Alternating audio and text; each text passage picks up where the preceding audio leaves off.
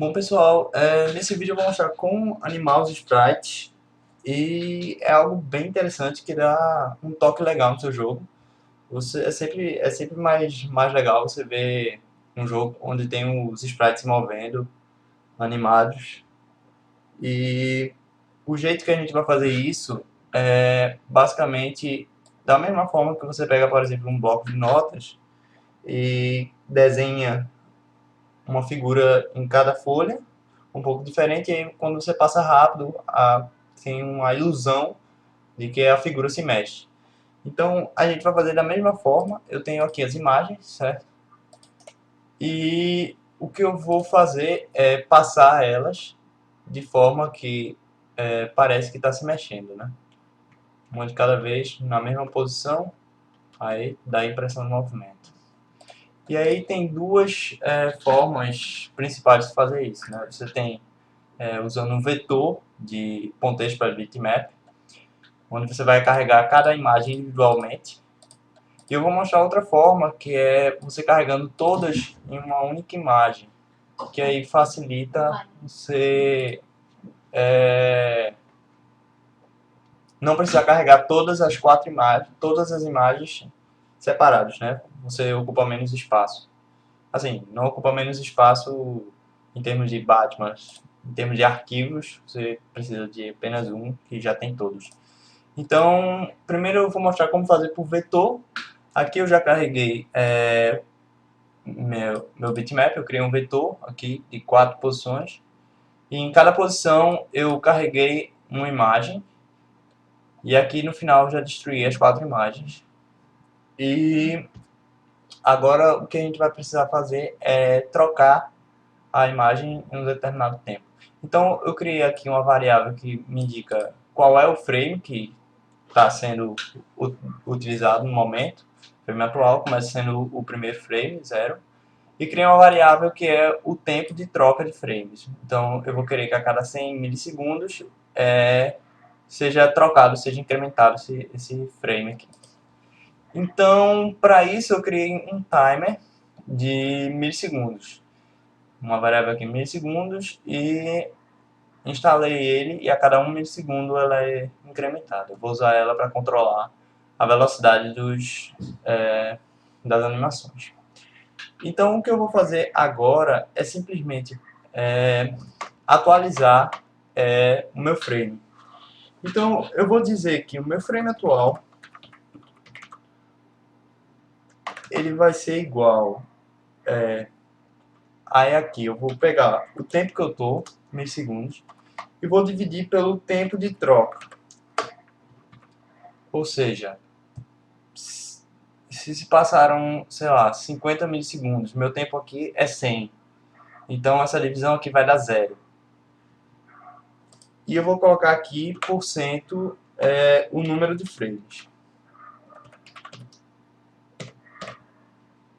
Ou seja, o resto da divisão pelo número de frames. E eu estou fazendo isso porque imagine que já se passaram 1000 milissegundos.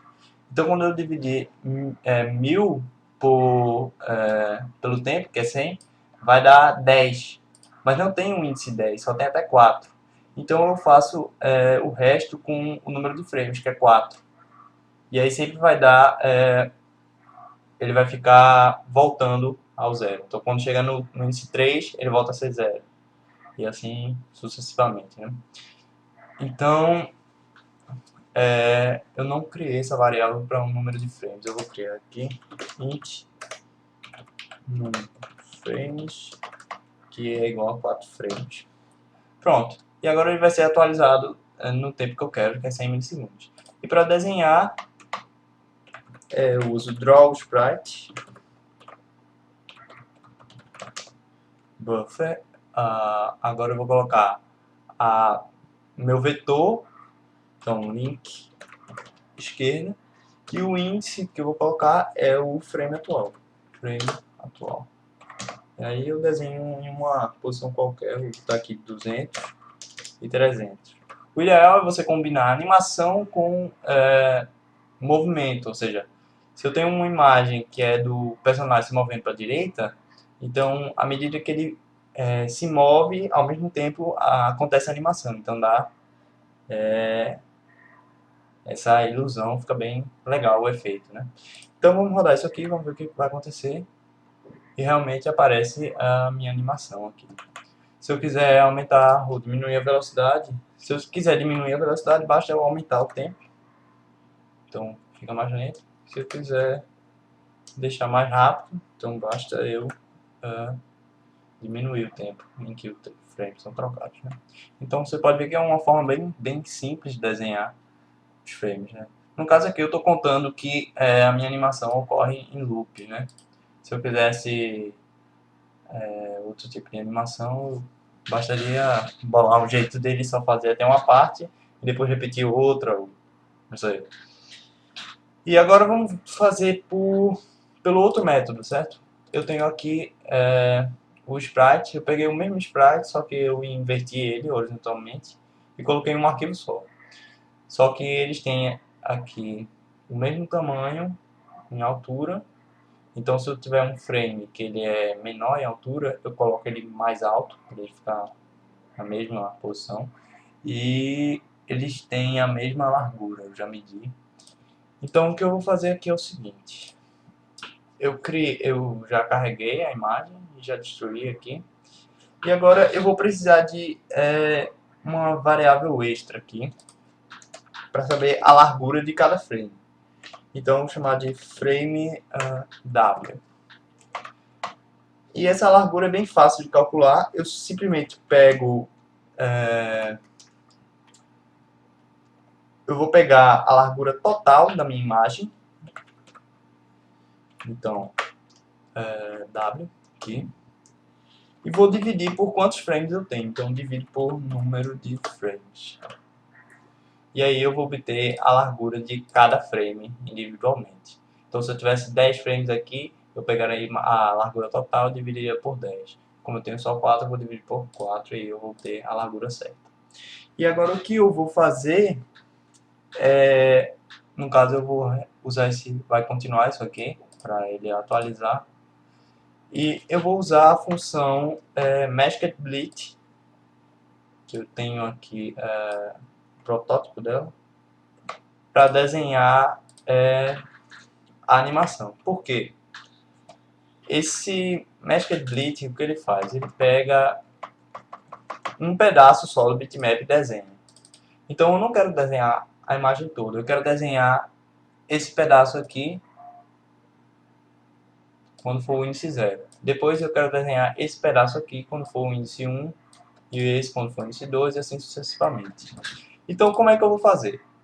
Se for o índice 0, eu vou pegar, desenhar a partir dessa posição até a largura do frame. Então eu vou pegar aquele receptor parâmetros. Existe a MasketBlit e existe a Blit no caso. Só que a Blit normal ela não pega a transparência rosa.